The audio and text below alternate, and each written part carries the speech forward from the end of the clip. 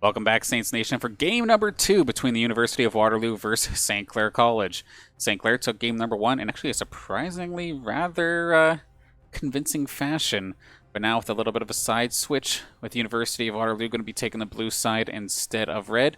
Let's see if Waterloo can pull something together and get themselves back into this game, try and force a game 3.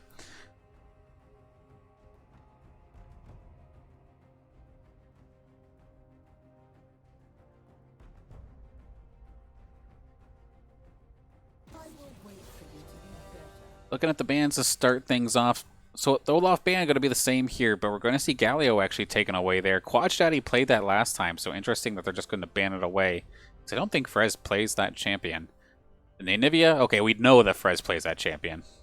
And then the bands on the Saint side of things are going to take away the Nidalee away from Dark X. That was one of the few highlights, I suppose, of the matchup there for the side of the University of Waterloo. Just constantly picking up the kills, or not picking up the kills, but at least trying to force a play whenever Saints tried to get a little bit over aggressive. Then Italy was there, Dark X was there to shut that down. And Kaisa going to be picked up for first pick, and then we're going to if it doesn't, or if it isn't broken, don't fix it. Lazzy going to be picking up Jinx for the second game in a row.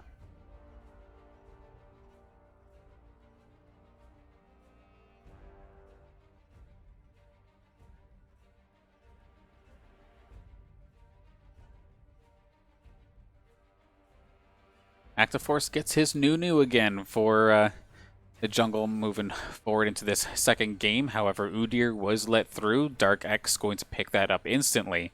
Not going to let that go unnoticed. Of course, rather powerful champion right now in the current meta game. And Rel going to be picked up here for Shinoa. One more pick here for the side of St. Clair before we start banning once again.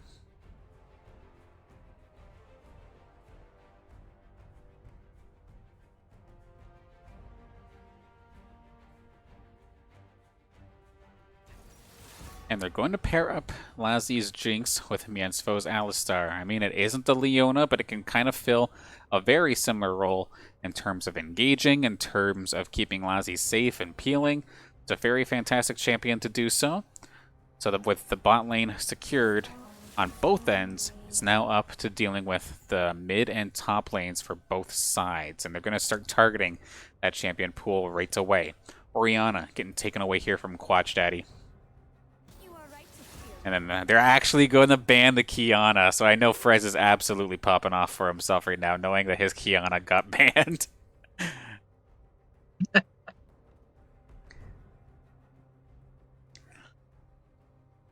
Still one more ban on each side. Probably still going to keep targeting that mid lane if I were to guess. See momentarily, and sure enough, yeah, get the Syndra off the board there for Quatch Daddy, so a big assassin-styled mage going to be taken off the board. And then one more ban on the side of the University of Waterloo. And they're going to target Kubra up in the top lane with Malphite. Granted, Malphite was never really his kind of champion anyway. So the ban, respectable. But for Kubra specifically, maybe not as effective. Especially since they left things like Renekton, they left the Gnar, and they left the Mordekaiser, which we do see hovered over here once again. Kubra, of course, was at 5 kills prior to the 10-minute mark in the last game. I'm actually extremely surprised that they let this slip. Never mind, we're getting gnarly. The Gnar is going to come out, get baited for just a moment. But Kubra, the chat's going to be happy with this one. The gnarly Gnar coming out to play.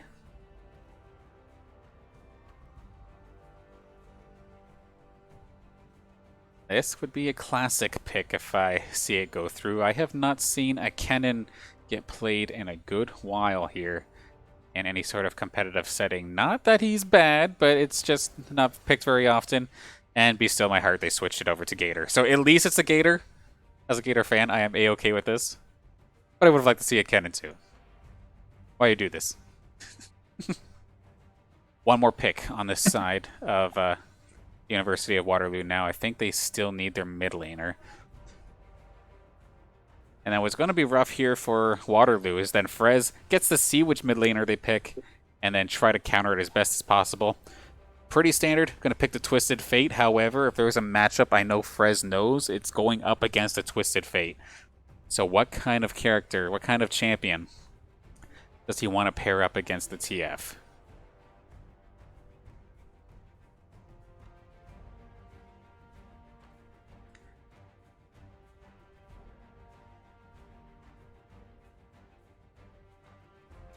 Fish, fish, fish. We're going to see the Fizz come out to play. We like to see it. It's going to be the second time I think Frez has picked up the Fizz in this season. I believe it was up against a Twisted Fate last time too. It's actually a really rough matchup, I do believe, here for Quatch Daddy on the Twisted Fate, because Fizz is able to dance around the gold card, dance around the stun, and then just start poking you to death with that trident. So we'll have to see how that one ends up turning over, if Frez can play that lane properly and just make Quatch Daddy's life an absolute living hell.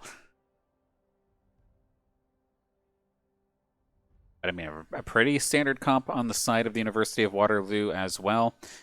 Xenoblade guy going to be up on the Renekton this time by, try and be as beefy as possible. Udyr for Dark X. It's going to be a little bit different compared to the Nidalee we saw last time, but still a fantastic champion in its own right. And then Twisted Fate, if Quatch Daddy could hang on for just a little bit as we throw it back to us here for a second, if he could hang on for just a little bit, once he hits 6, of course, gets his ultimate Destiny, which will allow him to just absolutely teleport pretty well anywhere on the map and make himself available for teammates to help. But how much damage is he going to take prior to getting to level 6 is the question. Down in the bot lane, YNS going to be on the Kai'Sa. Kai'Sa just a fantastic champion as of right now. Just so much damage, especially later the game goes on.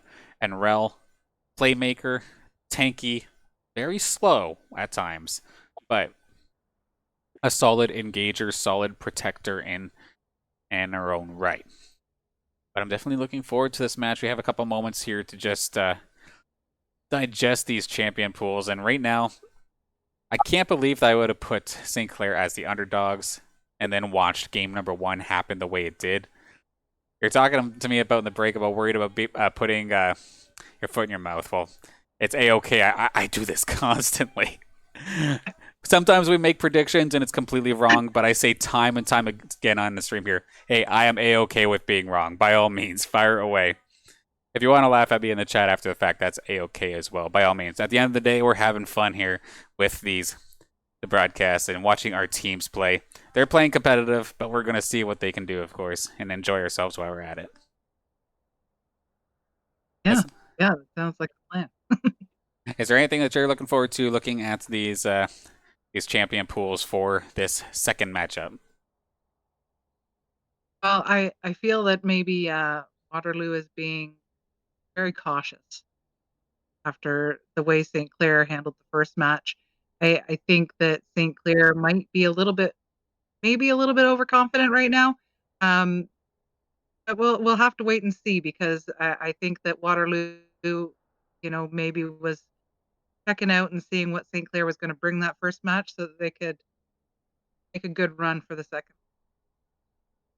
I definitely agree with what you were saying in regards to how they're playing like a bit cautious. This champion pool that I'm looking at right now on the side of University of Waterloo does seem like everybody just picked something safe that they were somewhat comfortable with, that was somewhat meta.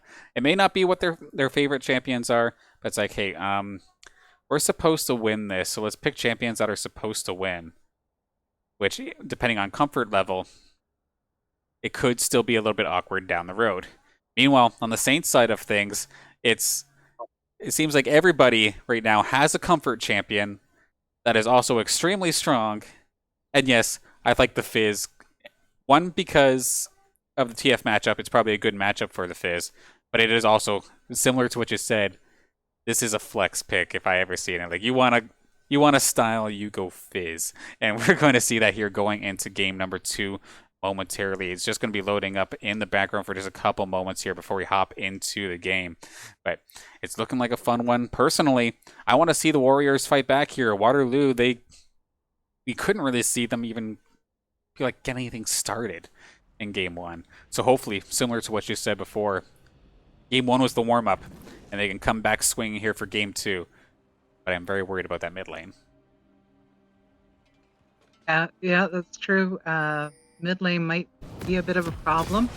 But the only way we're going to know that is they start. But yeah, I'm interested to see what Waterloo is going to do here. I'd like to see them get a bit more aggressive, really give this thing a good game. Aggressive, like possibly a level 1 invade. I feel like I can sense one coming here.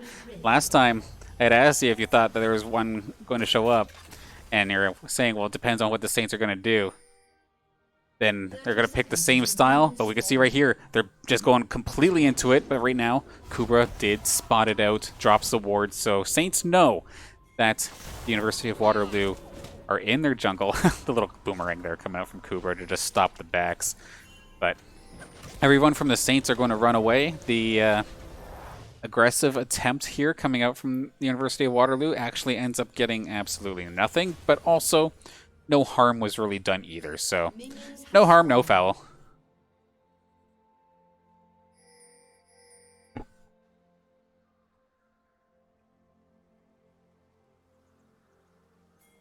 Both junglers are looking to start at their blue buff this time, so it's going to pull Lassie and Miansfo away from the bot lane for at least a moment.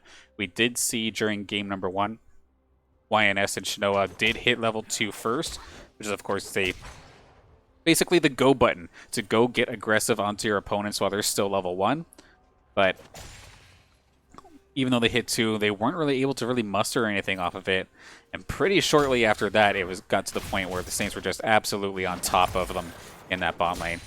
And sure enough, you saw right there, Frez is able to just hop onto the Trident and just absolutely squash. Oh god, I better not say that too many times fast. But he's able to jump on him, do a bunch of damage, dodges everything thrown at him while he's in that position as well. So a little bit of acrobatics to dodge some abilities is absolutely clutch, especially with Twisted Fate's cards.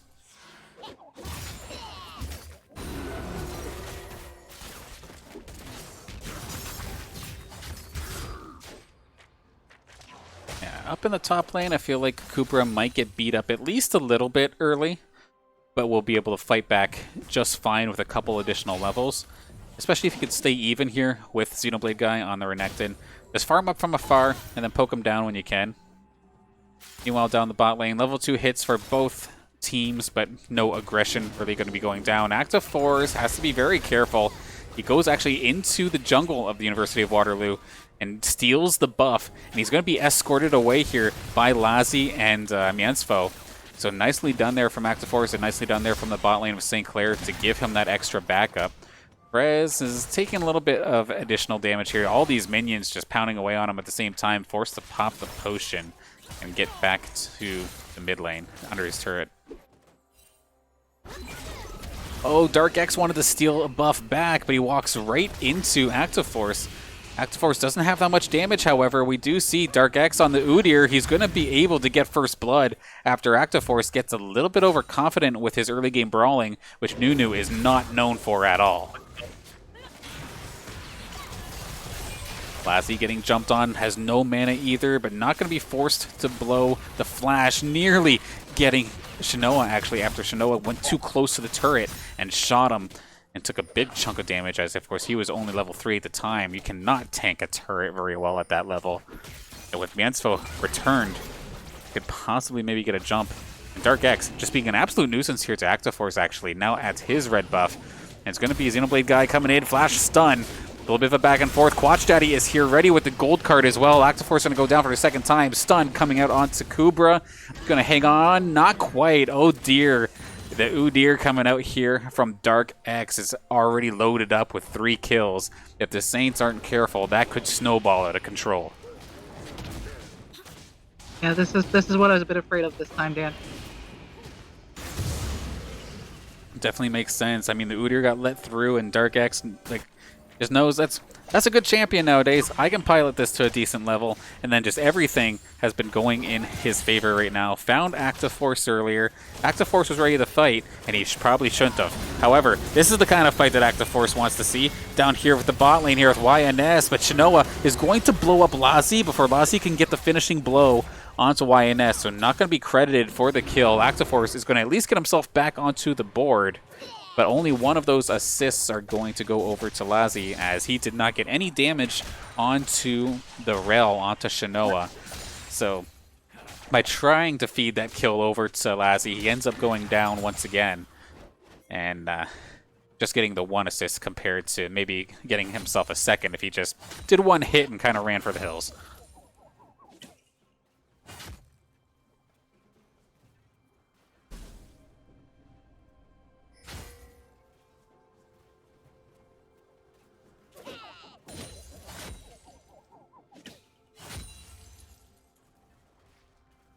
This top lane actually looking really rough now here for Kubra. Was trying his best to farm from afar, but we can see down at the bottom in terms of minion kills, Xenoblade guy is about to hit 40 of them. Meanwhile, Kubra is just about to hit 20, so he's getting next to no gold sitting up there in the top lane. Xenoblade guy, of course, basically having double.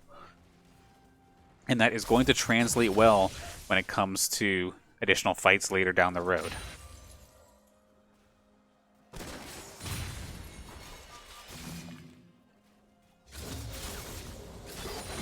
At least right now for St. Clair, the one lane that is basically unaffected negatively in any way has been that mid lane. It has been Frez up against that Twisted Fate. Of course, Fizz, before he gets a couple levels into his abilities, will be a little bit weak. But now that he's hitting that level 6 mark, has the ultimate available, if Quatch is not careful, he could probably get absolutely deleted by Frez if he gets caught in the wrong spot. I'll be looking to see him make a play there sometime soon.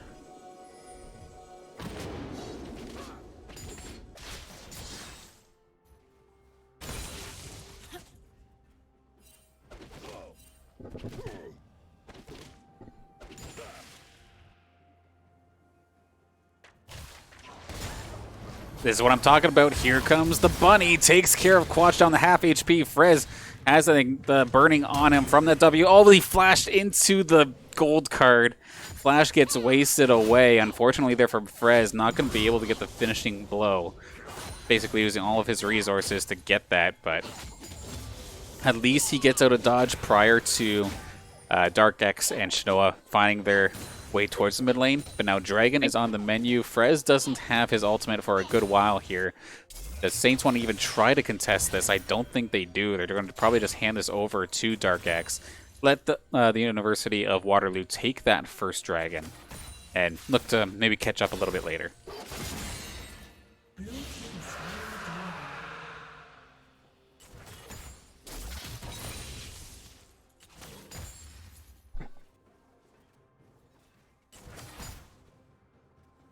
And now after that play, the only lane winning right now for the Saints is that mid lane. Of course, Frez is going to be in a lead just by a little bit. But everywhere else is just a little bit behind. So Saints are going to have to probably take their time with this one. Try to slow it down, farm it up the best they could. Or at least pick their fights wisely when they know they have the advantage. Otherwise, it's a slightly uneven battle of sorts. It's like a 55-45 if they end up going head-to-head here with Dark X. As we do see him making the way down bot lane, and it's going to be the Destiny coming out here from Quash, try and stun up Lassie. He's going to go down for free, and that goes over to YNS. Are they going to be able to secure the kill onto Mansfo as well? Not this case. The Shark, or the Bunny in this case, going wide from Frez, and he wants blood. He's diving right into 2 stuns. That's not going to end up very well. Unfortunately, the overzealous nature of Frez, he wants to get aggressive, and he ends up paying for it. Actifor is going to try an absolute 0, and he's going to get the shutdown gold, actually. They could turn this if they are very careful. The Meganar comes out just in time. Kubra going to find himself another. We have ourselves a 3 for 3 now.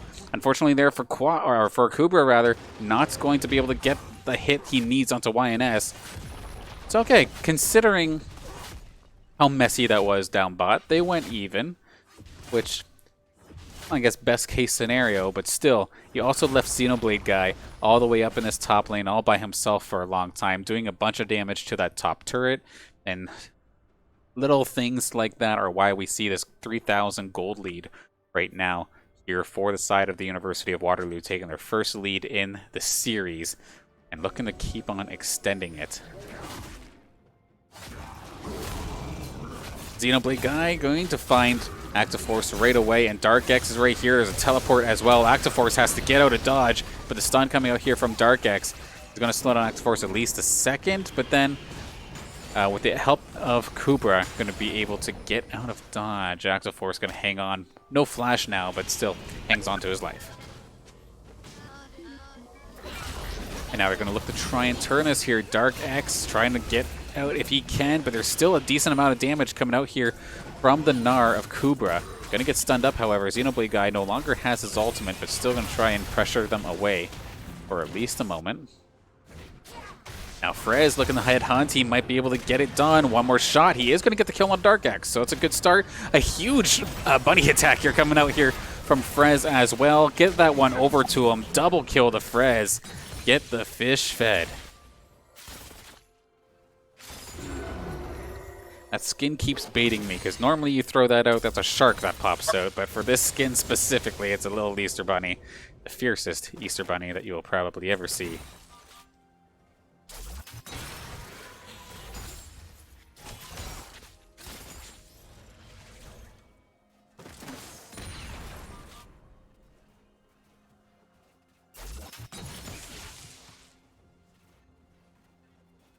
Yeah, this bot lane for... Gonna move first here? No, I just said I was waiting to see who's gonna move first here. Looks like maybe Waterloo was gonna go for it, but now they're both back again. Yeah, like right now, University of Waterloo, they don't even necessarily have to move here. We keep seeing over on Lassie, over on the Jinx, anytime he gets close, YNS will jump on him, Shinoa will jump on him, and it's extremely rough. So by staying this far away, sure, he's not getting jumped on, he's getting experience, but he's barely ever finding himself in a position to actually get the last hit onto a minion. And that is costing him so much gold. We actually seen Shinoa blocking the cannon minion to actually cut off Lassie even further. But we now do have ourselves a party down here in the bot lane. Could possibly be neutralized by the Absolute Zero. Going to force the teleport out of Xenoblade guy. And they might be able to still make this work as they transition over to Dragon number 2. Never mind, they're just going to go for it. Mansfo's a second too late. It is going to give the kill over to YNS, but Active Force is at least going to trade one. Where in the world did Shelly come from? Playing and just absolutely destroying the bot lane turret from St. Clair as well. And this composition coming out here from side of University of Waterloo are actually coming into perfection. Frez is going to be a little bit late to the party. Stopwatch, or no, it's Azania's, I think, trying to keep himself alive. Not going to be the case. Now, YNS, 6 kills in 13 minutes. Yikes.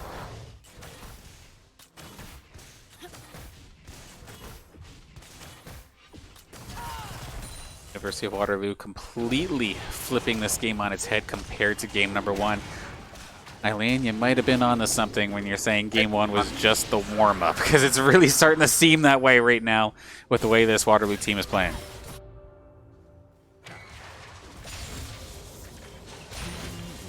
It does seem that way, and they are a bit more aggressive this time. And I'm kind of glad to see that, because it gives us a chance to see what they might be capable of when they're communicating well.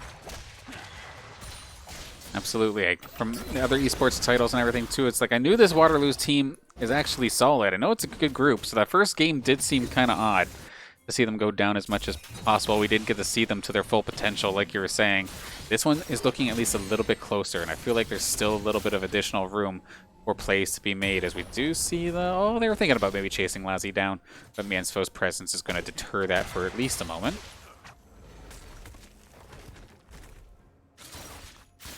Yeah, that tower is basically one hit. It was really weird to see the Rift Herald. Must have got picked up by Dark X at some point. But yeah, picked that up. As they were diving the turret, they just dropped Shelly, dropped the Herald, and they got so much damage done to that turret to the point where it's probably gone. Sure enough, yep, there it goes.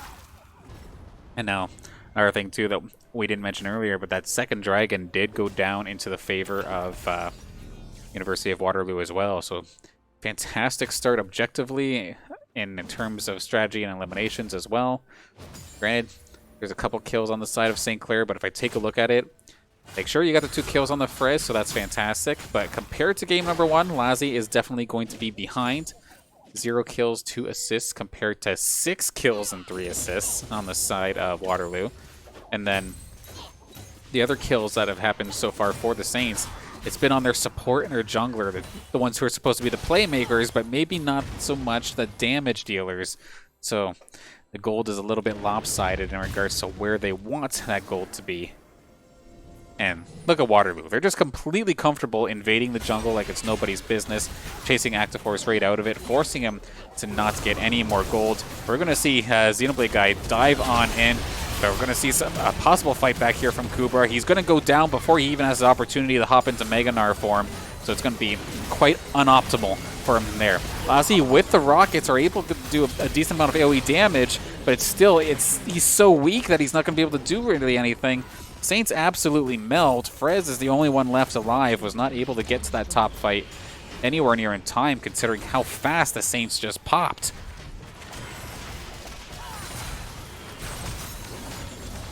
Frez is going to fire at the bunny, but it goes right onto the tank, so it's not going to really do anything. Looking to jump on in. Actiforce is here. Going to wait after nearly getting taken down. Shinoa hanging on by a thread. Going to survive. Actiforce going to toss another one over to YNS. Why don't you gift wrap that one? Another kill. 9 kills over to YNS. And he is going to be an absolute terror this game.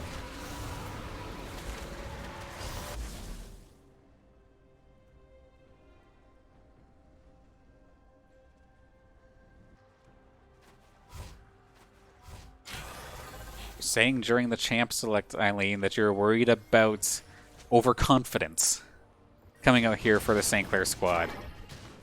It looks like they picked a bunch of fan favorites, but at least strategically it is not where it needs to be right now for the way this game is happening. They're nearly 8,000 gold down.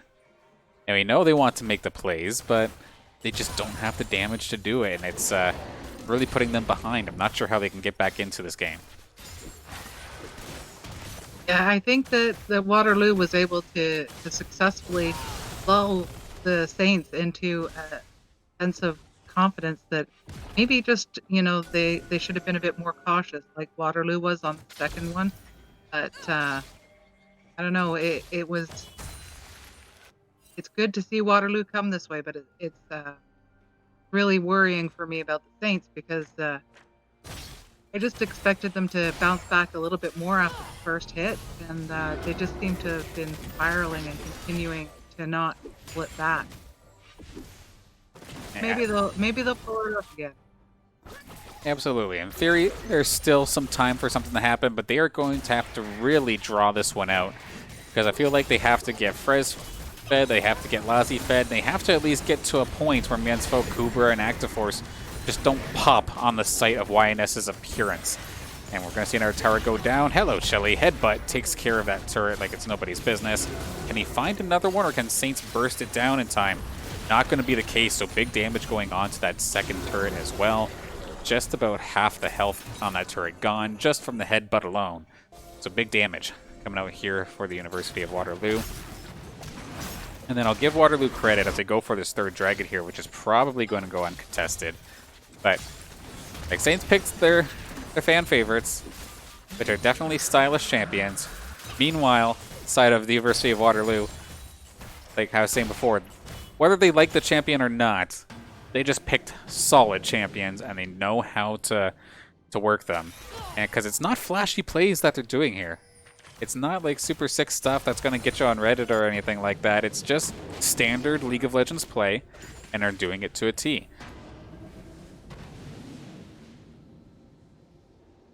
With that And sometimes that's what you need. You need that standard play to just, get rid of, get you where you want to be for the next match.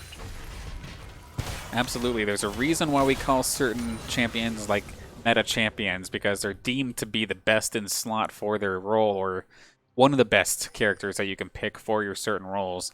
And University of Waterloo loading themselves up on those exact champions and doing exactly what they need to do with it, whether they like it or not. So with over or almost a 10k gold lead, they do also have that third dragon now in their pocket, so the Mountain Soul, I do believe, is right around the corner if they can manage to get one more dragon. Really definitely brutal to deal with. And that 20-minute mark is right around the corner as well. Baron Nashor will be available for the taking. So one bad fight for St. Clair. Give up Baron and could possibly give up the game. If not the game, a ton of their base. Have to be very careful moving forward here.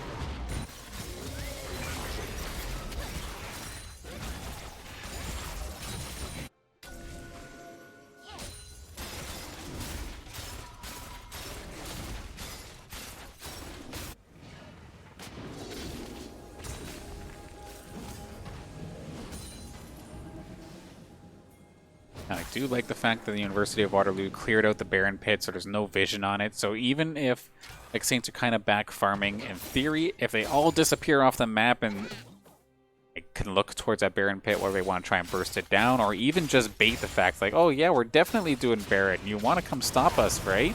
And then force them into a 5v5, which might actually be exactly what's going to go on here. They are going to turn their focus towards the Baron. Already down to half health. YNS is going to be able to do a ton of damage to this, as well as the Udyr. And we're going to have ourselves a Fakie and turn into an engage as Shnoa starts off with a solid engage, and the first casualty is Lazi, which is absolutely brutal here for St. Clair. Frez is dancing and diving away, going to hang on for a second.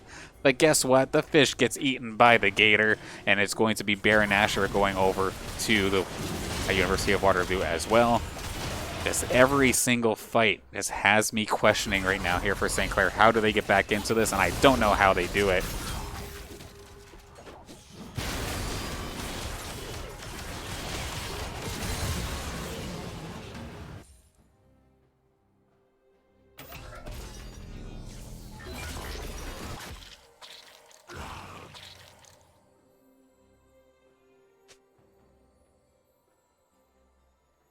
This is definitely way different compared to the game we saw before. After looking at how game 1 went, I was expecting this to be a nice, quick 2-0, but with the pace that the University of Waterloo is setting, we very well might be going all the way to game 3.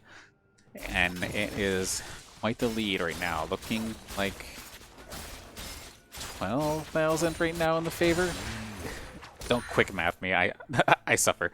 But solid job so far here for the University of Waterloo. They got themselves their lead, and not only have they kept it, but they've just kept on extending this over and over again.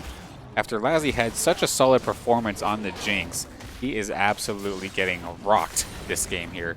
No kills, 5 deaths, 2 assists, down on CS. He's just not able to get any gold to his pocket. Miensfo, you're supposed to be the tank, but yet you still pop like it's nobody's business. And Darkax doing exactly what he needs to do, just instantly dive onto Lazi. Frez goes down, nice and quick. The bomb or missile comes through, no dice there for the side of the Saints. Triple kill going over to YNS, make that the Quadra. Almost got the Penta, but Quatch Daddy going to steal that one away. And I honestly think that this is probably going to be the game. Right now, University of Waterloo are so far ahead, I feel like they can actually push this if they want to. And it looks like that is exactly what they are going to do. One turret going down. Miensfo is the only one alive, and it's going to be a Xenoblade guy diving in to stun Miensfo, so there you go. Welcome. Oh, you just respawned. Doesn't matter. You're dead again. And while you're at it, we'll take your Nexus, which is going to bring us to game number 3. An extremely convincing fashion win here for the side of the University of Waterloo. Holy smokes. A completely different match. Absolutely brutal stuff coming out of here from Waterloo. And honestly, from the competitive side of things, I love to see it, because now we're going to force where game 1, Saints were dominant. Game 2, Waterloo was dominant. What are we going to get for game 3? Are we going to get one of those crazy back and forths? We are kind of lining ourselves up for it, but we'll have to see if the Saints can recover, because in terms of who was more dominant, I feel like that second game from Waterloo hurt the Saints way more than game 1 hurt the Warriors. So we'll have to see to move forward into game 3 in a brief moment. Going to be throwing it to a break very soon. But of course, before we do so, I do want to thank the sponsors once again that do make these St. Clair Saints varsity esports team possible and these broadcasts. So big thank you to St. Clair College, Tim Hortons, the St. Clair SRC and St. Clair College Alumni Association, Zuckelman School of Business and Information Technology, and PC Outlet. Thank you for your support, and big thank you to the support of everybody tuning in to the broadcast right here, right now. Whether you're here for your family member, your friends, classmates, or just supporting your teams, whether you're here for the Waterloo side or for the Saints side, it's always a pleasure having you in the stream and tuning in as we're about to get ready for game number 3. I know, personally, I'm almost out of breath here of this game already, and if we're only just beginning, game 3 going to be underway. I'm gonna quickly take a quick, yes. We're gonna very quickly take a break here, less than 5, and we'll be into picking bands for game number 3.